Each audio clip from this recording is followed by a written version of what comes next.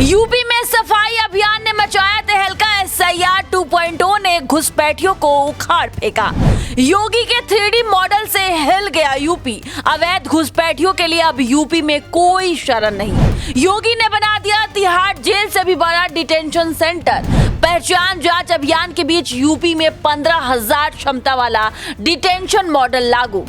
उत्तर प्रदेश में घुसपैठिए भगाओ अभियान चल रहा है और जब से SIR 2.0 आया है, बांग्लादेश बॉर्डर पर हजारों की संख्या में लोग आते जाते दिखाई दिए।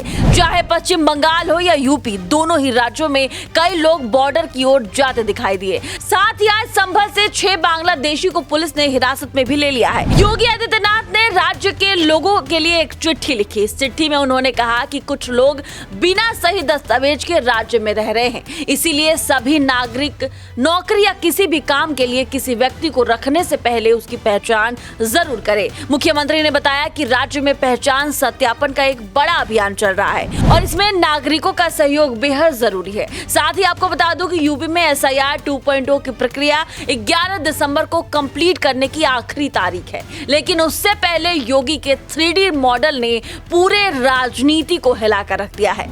इससे पहले कि मैं आपको 3D मॉडल के बारे में बताऊं, मैं आपको बता दूं कि पश्चिम यूपी में एक सबसे बड़ा डिटेंशन सेंटर बनाया जा रहा है।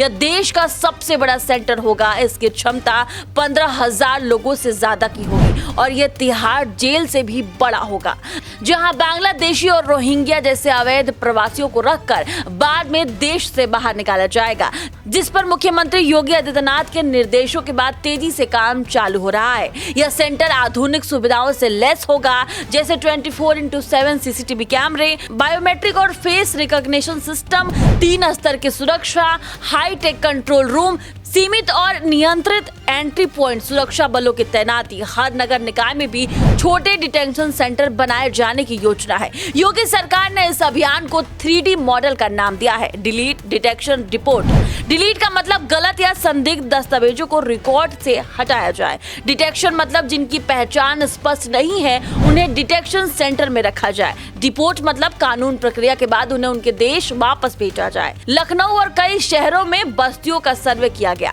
पुलिस और प्रशासन ने लोगों की पहचान से जुड़े दस्तावेज मांगे। जहां दस्तावेज अधूरे या संदिग्ध मिले, वहां जांच और भी तेजी से शुरू हो गया। मुख्यमंत्री ने सभी नगर निकायों को यह साफ साफ कहा कि अपने अपने क्षेत्रों में ऐसे लोगों की पहचान करें ताकि पूरी प्रक्रिया कानूनी तरीके से आगे बढ़ सके। सरकार का कहना है कि नया डिटेंशन सेंटर आधुनिक होगा और इससे पहचान से जुड़ी सभी समस्याओं का समाधान अधिक प्रभावी तरीके से किया जा सकता है। लक्ष्य यह है कि राज्य की सुरक्षा मजबूत रहे और पहचान से जुड़ी सभी मामलों की सही और पारदर्शी तरीके से जांच हो। और 3D मॉडल का संदेश बिल्कुल सरल है, detect the fraud, detain the legal, deport as per law. यही है नया अध्याय, यही है नई नीति और यही है सुरक्षित प्रदेश का खरा वादा। आपने देखा होगा जब से SIR 2.0 लागू हुआ है तब से 2 राज्यों में सबसे ज्यादा हड़कंप मचा हुआ है। एक राज्य उत्तर प्रदेश है, दूसरा राज्य पश्चिम बंगाल है। लेकिन योगी का सफाई अभियान इस कदर चालू है कि बांग्लादेशी घुसपैठिए रोहिंग्या भागते हुए झुंड के झुंड दिखाई दे रहे हैं।